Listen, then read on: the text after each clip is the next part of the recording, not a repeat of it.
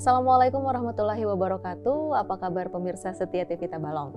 Senang sekali dapat berjumpa kembali dengan Anda bersama saya Reski Aryani yang akan menemani pemirsa selama 30 menit ke depan dalam berbagi kisah. Keterbatasan fisik bukanlah penghalang bagi seseorang meraih kebahagiaan. Sekarang sudah banyak penyandang disabilitas yang hidup bahagia dengan semangat dan pantang menyerah. Dan di studio kali ini telah hadir pasangan disabilitas. Assalamualaikum warahmatullahi wabarakatuh. Waalaikumsalam warahmatullahi wabarakatuh. Ini ada Bapak Rano dan juga Ibu Erma. Nah, Bapak dan Ibu, mohon maaf sebelumnya izinkan sedikit memberikan informasi kepada pemirsa di rumah bahwa Bapak Rano dan Ibu Erma merupakan pasangan disabilitas warga Desa Pamarangan Kanan, Kecamatan Tanta. Walaupun dengan keterbatasan fisik pada kaki, pasangan ini hidup bahagia dengan semangat dan pantang menyerah. Di mana untuk saat ini Bapak Rano bekerja di salah satu perusahaan karet dan Ibu Erma membuka usaha jahitan rumahan. Kita berikan tepuk tangan dulu kepada dua narasumber kita kali ini. Ya, baik pemirsa, sebelum berbicara lebih jauh, mohon maaf sebelumnya kita ingin tahu dulu dari Bapak Rano keterbatasan fisik pada kaki. Nah, sebenarnya bisa diceritakan kapan mengalami kecelakaan, Pak, ya? Kecelakaan. Itu sih berawalnya dari sekitar tahun 1987 ya. Istilahnya tuh Bibi awal-awalnya kan banyak orang yang sering naik sepeda ya, mungkin senang naik sepeda, jadi dibonceng lah. Jadi kaki itu kan istilahnya tuh diikat ya, diikat seperti ini biar tidak jatuh, jadi dibonceng di belakang. Setelah itu mungkin ada kejadian atau apa, saya seperti miring itu, jadi ini apa namanya, ketarik, ini kakinya tarik gitu. Dari situ kan Bibi tidak berani cerita sama ininya apa, sama orang tua. Jadi lama kelamaan kok anak ini beda ya kakinya, kok ada memar gitu, kenapa gitu. Terus habis itu diurut kan, ternyata kata tukang urutnya tuh ada pergeseran ini apa, kayak pupunya ketarik gitu. Di usia berapa itu ya, Pak? Itu sekitar umur 2,5 tahun. 2,5 tahun. Iya. Jadi saat usia 2,5 tahun mengalami kecelakaan tadi, Pak, ya, yang akhirnya tidak diceritakan tadi ke orang tua. Iya, tidak berani. Soalnya takut kan takut dimarahin gitu, Bu. Pernah berobat ke ini, Pak, ke dokter sebelumnya? Kemarin tuh sempat kata orang tua karena ini kan ada pernah keterbatasan dana juga. Jadi lama baru dibawa ke rumah sakit. Dari dokternya ini apa katanya, ada penggumpalan daging di sela-sela apa persendian, jadi itu tidak bisa lagi buat di ini katanya, karena mungkin terlalu lama tadi waktunya ya, Pak. Karena Bibi tadi takut cerita. Iya, betul. Tapi Pak, dari keterbatasan yang Bapak yang ada di Bapak saat ini, apakah Bapak pernah mengalami respon yang kurang mengenakan dari teman-teman, keluarga atau masyarakat? Kalau yang mungkin masih kecil ya mungkin ada ya, tapi kan karena kita istilahnya tuh sama seumuran mungkin nggak terlalu merespon lah. Kalau yang semasa besar ini kan yang mungkin memandang kan orangnya sudah kerja atau seperti apa, kan mungkin prinsip orang tuh beda lagi pandangannya gitu. Iya, untuk Bapak sendiri kan ini merasa dirinya agak berbeda nih dengan teman-teman yang lain. Saat itu kan masih kecil nih, belum mengerti. Dan saat Bapak mulai mengerti nih, saya ini berbeda dengan yang lain, bagaimana waktu itu perasaan Bapak? Pas waktu ini masih kecil ya, Bu ya. Kalau di SD mungkin sih belum terlalu ini ya, Bu, belum terlalu memikirkan gitu ya, belum terlalu memikirkan. Ini pas waktu jedanya masuk SMP. Nah, itu baru kita ngerasa minder sama apa teman-teman yang dari luar kan, istilahnya itu kan orang normal ya, berarti bisa minder. Kalau perlakuan mereka sih alhamdulillah mereka mendukung misalnya. Berarti tidak ada, Pak, ya, yang maksudnya itu suara-suara yang ibaratnya itu menjatuhkan motivasi kita seperti itu ya. Alhamdulillah. Nah, saya mau ke Ibu Erma nih. Untuk Ibu Erma sendiri, apakah sama yang dialami dengan Bapak Rano? Kan seperti yang saya dengar tadi juga Ibu memiliki keterbatasan di kaki, Bu ya? Iya, betul. Bisa diceritakan? Kalau saya agak sedikit beda seperti Bapak ya. Kalau Bapak memang karena kecelakaan, kalau saya dulu itu usia 2 tahun sempat terjadi seperti malpraktek ya, karena imunisasi. Dan kata orang tua dulu tuh ini suntikannya tuh kena urat mungkin kayak gitu. Jadi seminggu sakit panas, habis itu lemas, kakinya tidak bisa dibawa jalan lagi, opnam 1 bulan di rumah sakit, habis itu pengecilan otot di kaki tidak bisa tumbuh normal seperti kaki yang sebelah kiri. Sampai ini ya lemes, nggak bisa jalan. Oke, untuk saat yang dulu itu disuntik usia berapa, Bu? 2 tahun. Usia 2 tahun ya. Jadi mulai usia 2 tahun ke atas itu perkembangan kaki di sebelah ini berbeda, Bu ya? Berbeda, iya, berbeda. Tidak tumbuh secara optimal. Oke, lalu apakah keterbatasan ini Ibu anggap sebagai maksudnya itu penghambatkah atau seperti apa? Alhamdulillah ya, sejauh ini mungkin banyak syukurnya. Banyak syukurnya. Kalau untuk jadi penghambat tidak sama sekali. Mungkin yang memandang mungkin ya yang terbatas kali ya, tapi kalau karena kami mungkin memang sudah terbiasa dari kecil dan juga alhamdulillah lingkungan, orang tua, keluarga semua mendukung. Jadi tidak merasa terbatas, alhamdulillah. Alhamdulillah, dan lingkungan pun tidak ada yang merespon negatif, Bu ya? Sejauh ini, Bu, alhamdulillahnya dari sekolah. Memang saya SD, orang tua cukup ini ya, cukup protek ke saya. SD itu orang tua menyiapkan mental, jadi untuk SD saya dipilihkan SLB. Setelah SLB, sampai kelas 6, dirasa mental cukup, ditanya apakah siap berbaur maksudnya kan? Iya. Jadi siap berbaur, jadi sama orang tua saya dimasukkan ke sekolah umum. Untuk SMP SMP, ya? Iya, SMP saya berbaur dengan yang lain. Jadi untuk minder tidak sama sekali ya, karena memang dari awal ibaratnya orang tua tuh sudah kamu kada berbeda sama. Yang penting kayak mana tingkah laku kita, itu aja yang ditanamkan. Kalau dari segi fisik itu biasa aja, jerabak ada, maksudnya ndak jadi masalah gitu aja sudah. Ini Bu ya, dikembalikan sebagai wujud syukur kita, Bu ya. Karena mungkin ya support sistemnya tadi ya dari orang tua itu yang paling menentukan kayak mana kita tumbuhnya. Iya, lingkungan Bu ya yang faktor utama mendukung kita kalau tadi. dari ulun memang lingkungan sih yang pengaruh utama. Oke, nah itu tadi ada cerita Bapak dan juga Ibu semasa kecil. Sekarang saya mau tahu nih, cerita Bapak dan Ibu gimana ceritanya ini bisa ketemu dan akhirnya menikah. Nah, ajaib ya. Ajaib.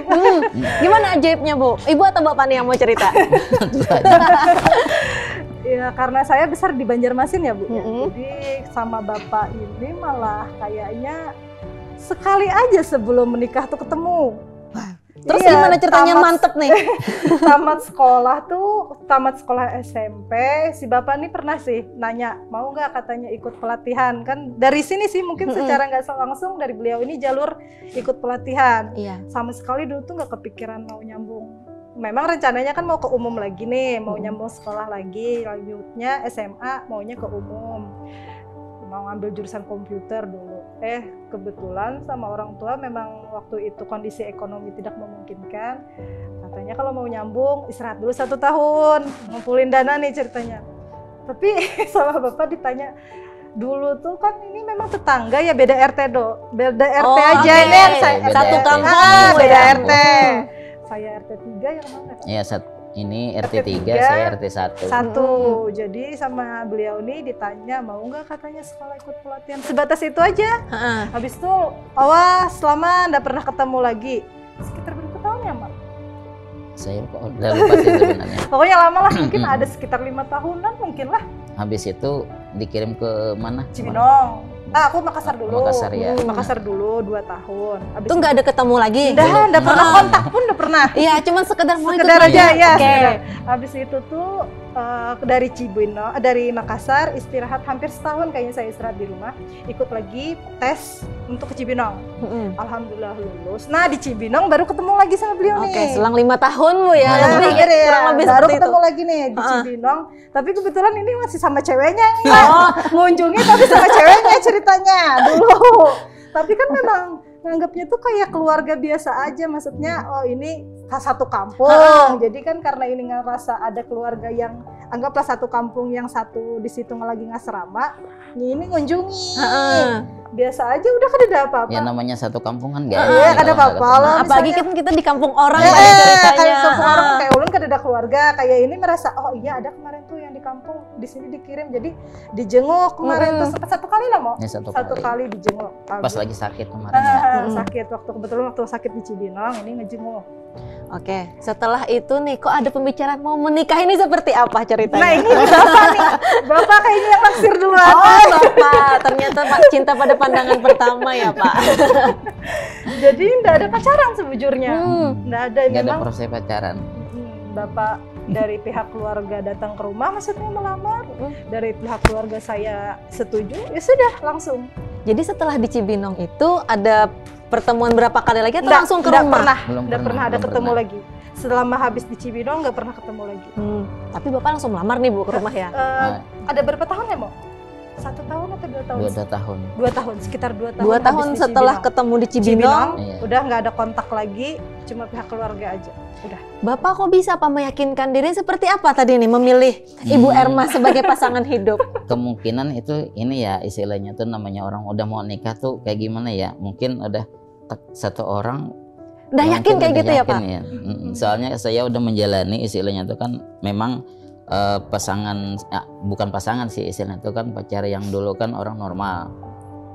Saya sudah sudah berjalan, akhirnya kan yang cewek ini kan bilang ya kalau misalnya memang berani ya datanglah ke rumah gitu kan. Maksudnya udah serius ya, tuh, sempat sudah mulai serius. Tapi pas waktu saya datang ke sana, saya udah lihat respon orang tuanya kan udah beda kan. Otomatis kan kita udah ngerasa oh ini kayaknya nggak bakal diterima lah istilahnya. Udah bisa dilanjutin. Iya, tapi tetap aja istilahnya tuh respon orang tuh kan ke kita baik dulu kan. Iya. Setelah kita baru pulang dari rumah dia, baru di situ anaknya cerita kayaknya bapak kurang ini sih soalnya gitu. Karena kan kita terbatas. Gak apa-apa Bu ya cerita mantan sedikit ya. Soalnya udah tahu kan karena kebetulan mantannya itu udah dulu kan sama mantannya ke aku tuh lumayan deket, maksudnya oh, gitu, kita temenan juga ya temenan aja. Jadi Satu ini temenan, aja, gitu. satu link aja. Cuma ya sampai sekarang istilahnya tuh masih komunikasi. Masih komunikasi, hubungan baik Bu ya. Nah Pak Rano, ini untuk meyakinkan Ibu Erma ini seperti apa kata-katanya? Seperti apa? Nah ini tidak ada ini campur tangan orang tua. Campur orang tua sama orang tua. Oh, jadi ini bukan dipepet anaknya Pak, ke orang tuanya langsung ya? Istilahnya tuh kan dari keluarga kan mungkin melihat dia juga kan udah istilahnya tuh bisa udah matang lah, ya? udah matang gitu. Soalnya juga kan dari sudah pelatihan kan udah buka usaha duluan dia di rumah. Nah untuk Ibu Erma sendiri yang meyakinkan Ibu, nah apa ya? Cinta mungkin pada pandangan pertama. Nah, mungkin kalau cinta tuh seiring waktu aja ya Bu ya. Cuma kalau memang dari sikap, perilaku, mungkin karena kenal jadi kan otomatis tahu ya karakter kepribadian orang ini ya. Kalau sepengetahuan saya Bapak ini memang penyayang ya. Terus juga sama anak istri itu sabar. Mungkin di situ sih kuncinya. Kalau untuk dulu meyakinkan tuh mungkin kurang ini ya, karena memang nggak ada proses pacaran itu tadi kan. Memang langsung dari pihak keluarga datang meminta, dari keluarga saya setuju, ya udah langsung. Bismillah Bu ya. Bismillah aja langsung udah. Menikahnya tahun berapa Ibu? 2016 ya? 2016 ya. Oke, 2016 dan sekarang dikaruniai? Alhamdulillah sudah dua anak saya. Cuma ya kebetulan yang kakak maksudnya yang itu meninggal. Jadi ada saat ini menemani ada satu buah hati di rumah ya. Oke, nah Ibu dan Bapak walaupun dengan keterbatasan fisik nih, apa sih kunci rahasianya bahagia dalam rumah tangga? Kalau bagi saya sih istilahnya tuh saling percaya aja ya, istilahnya tuh saling percaya kepada pasangan gitu kan. Kalau masalah yang lain ya mungkin mengikuti gitu. Yang penting percaya dulu ya. Kuncinya saya sih syukur ya. Syukur karena memang dari segi penglihatan orang lain kan mesti dilihatnya kurang ya. Kami punya anak normal, posisinya normal. Sementara orang tuanya mungkin dari keterbatasan fisik saling melengkapi aja Bu. Karena syukur itu semuanya jadi mudah. Iya. Syukur itu tadi kuncinya. pernah berantem nggak nih? Pernah. Oh pernah. Iya, tapi kembali lagi ya Pak, ini adalah pasanganku yang kecil. Sama-sama memahami karakter kan? Sama-sama memahami. Kayak Bapak mungkin tahu karakter saya gimana, saya juga mungkin tahu karakter Bapak gimana. Oke, Istilahnya itu kan pacaran aja berantem nggak mungkin lah istilahnya. Lama hidup nggak mungkin berantem kan. Iya, betul sekali, so sweet ya. Ini kunci bahagia ini saya garis bawahi syukur. Nah, oke, baik pemirsa TV Tabalong, setelah ini kita akan membahas perjalanan hidup Bapak Reno dan Ibu Erma. Bagaimana ceritanya? Saksikan sesaat lagi di Berbagi Kisah, jangan kemana-mana.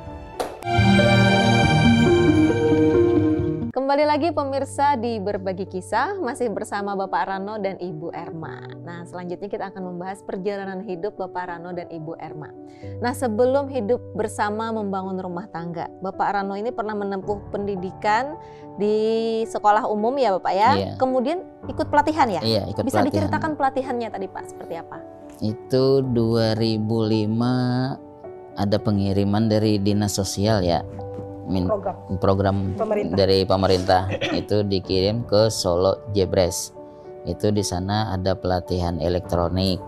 Jadi selama 8 bulan teori dan praktek, sisanya magang. Oke, jadi itu pertama kali. Iya, pertama kali ikut pelatihan. Iya. Di Solo.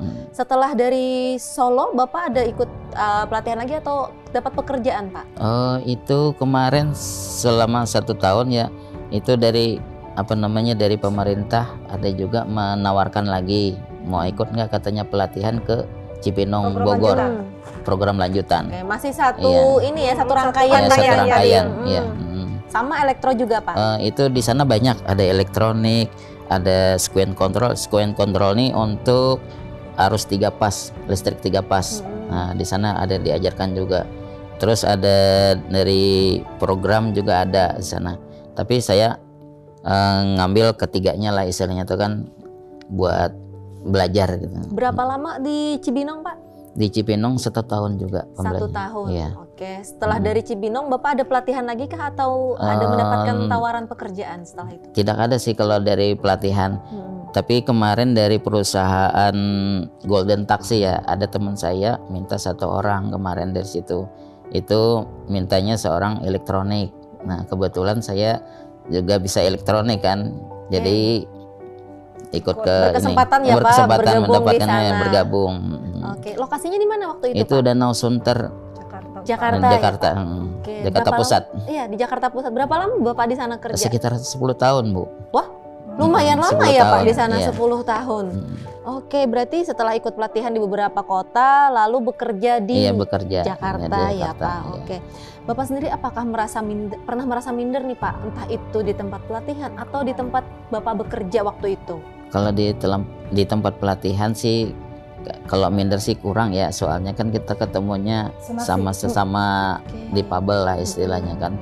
Yang ini timbul rasa mindernya pas kita lagi kerja bergabung dengan orang-orang normal. Nah, itu karena istilahnya tuh kita tiap hari bergaul ya mungkin ya, tapi rasa minder tuh sedikit-sedikit tuh sudah berkurang.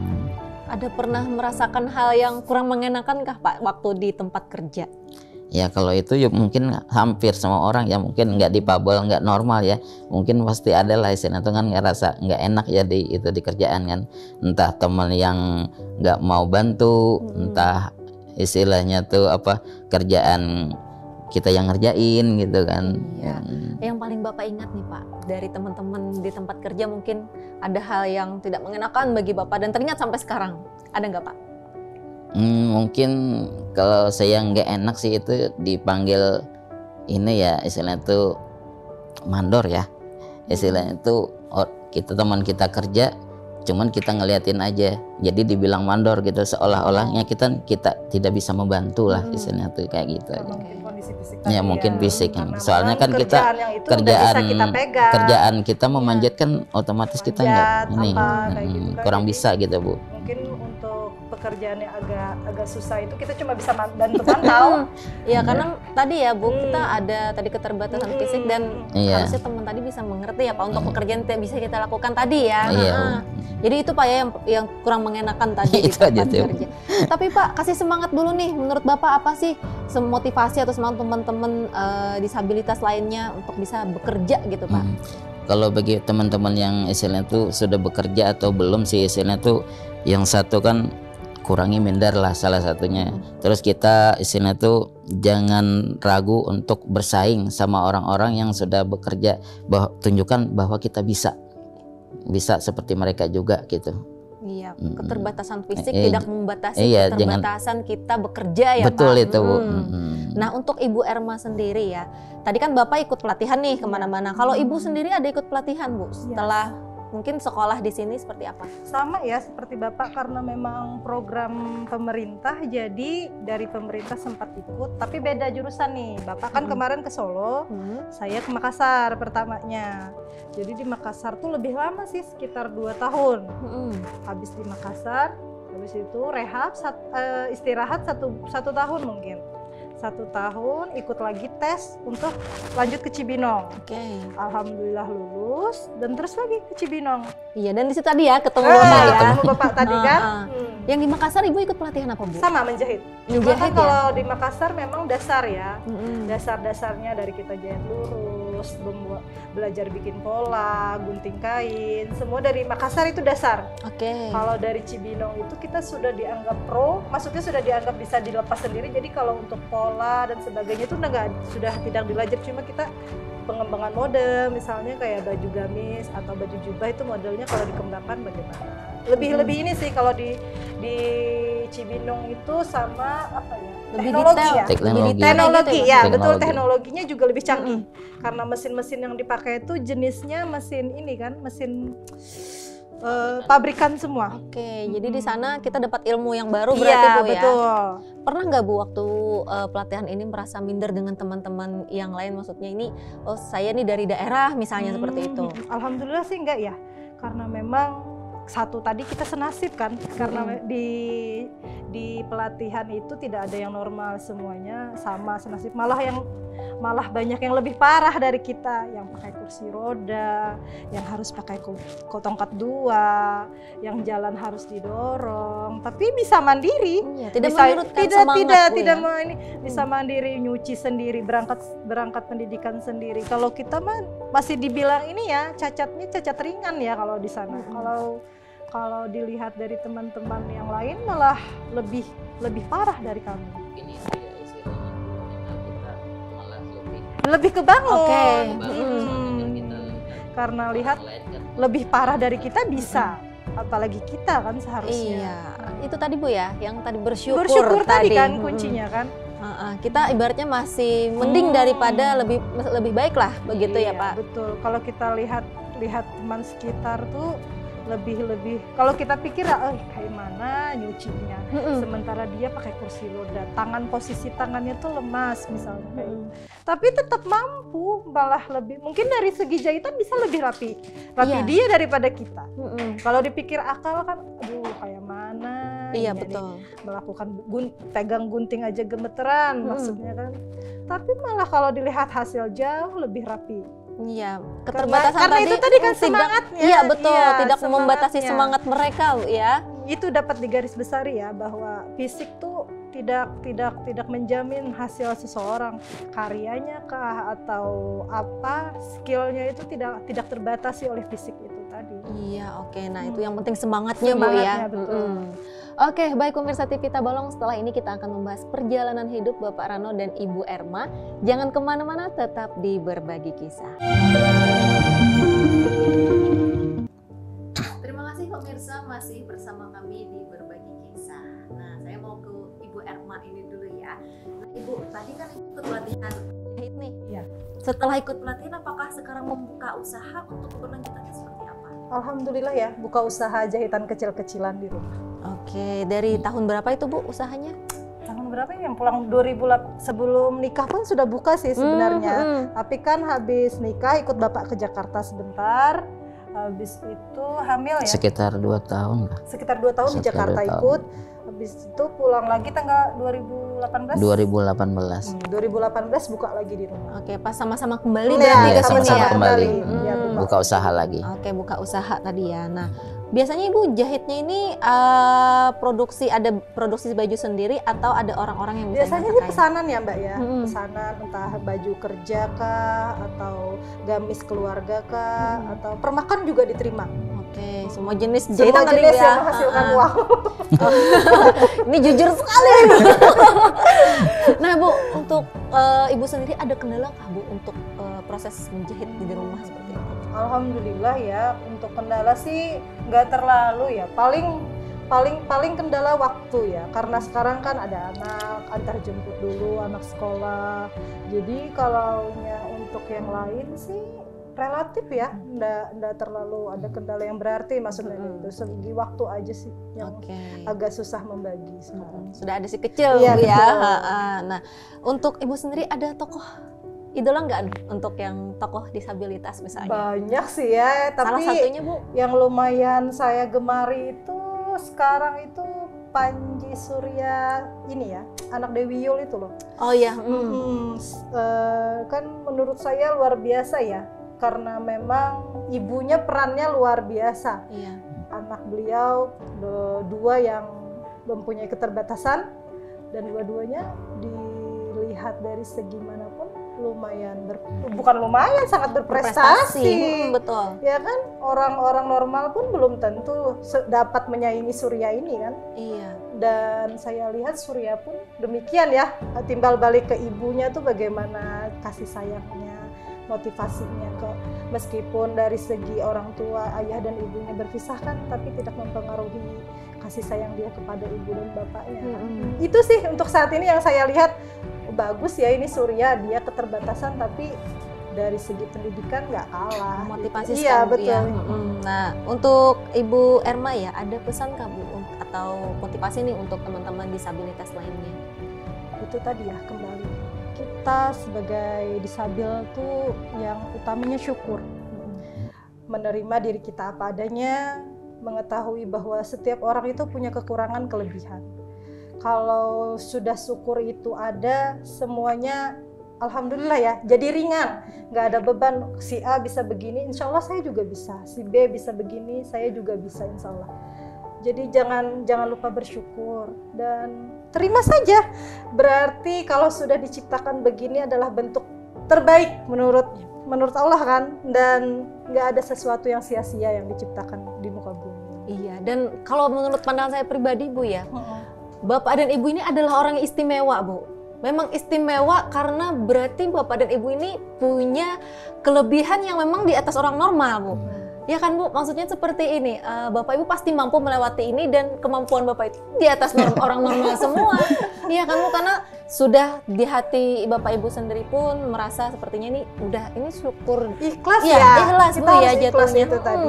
Memang mungkin yang fase terberat itu kalau kita anak sudah beranjak dewasa mungkin ya. Ini kan fasenya anak belum ngerti. Maksudnya mungkin ada pertanyaan-pertanyaan kecil, Mama kenapa Mama pakai tongkat? Kenapa Baba, maksudnya ayahnya pakai ini? Mungkin itu masih enak ya kita menjelaskan, iya sayang kaki Mama sakit.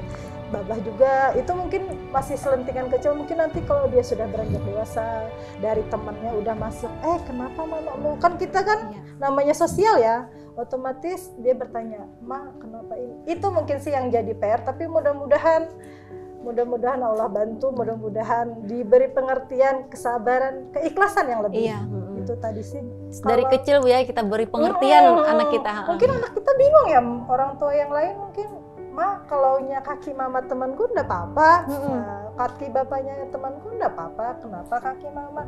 Itu sih yang mungkin ada nyentil ya, oh iya, ini sekarang PR mungkin, gimana caranya menumbuhkan rasa, bukan hanya saya yang harus percaya diri, tetapi juga mental anak saya harus percaya diri bahwa dengan kondisi fisik orang tuanya berdua, dari segi penglihatan mungkin kurang ya, tapi tidak membatasi kasih sayang dan perhatian kami untuk dia, maksudnya kayak gitu Bu. Iya betul. Anak kita pun kita harus bikin percaya diri. Iya sebenarnya anak juga penting mentalnya kan. Dia ngelihat kondisi ibu dan bapaknya berbeda, mungkin dari dia nggak apa-apa, tapi dari teman kan kita nggak tahu apa yang masuk di sekolah kayak gimana, pandangan temannya ke orang tuanya gimana. Ya itu sih Bu yang kita terus bangun ya komunikasi ke anak itu tadi. Iya, jadi anak ibu pernah ya Bu di rumah nanya kayak gitu? Bisa Bu, kan karena sudah beranjak besar ya, maksudnya yang anak coletan-coletan kecil lah.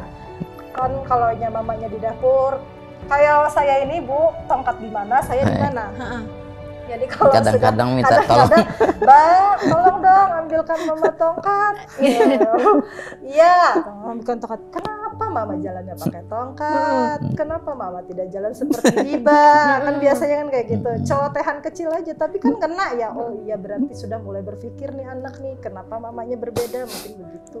Jadi sering-sering Bu ya kita ngasih pengertian ke anak. Betul. Ya, apalagi kalau misalkan dia sudah tadi seperti yang Ibu bilang, masuk sekolah mendengar dari teman-temannya. Iya, biar dia mengerti lah dari kecil kan.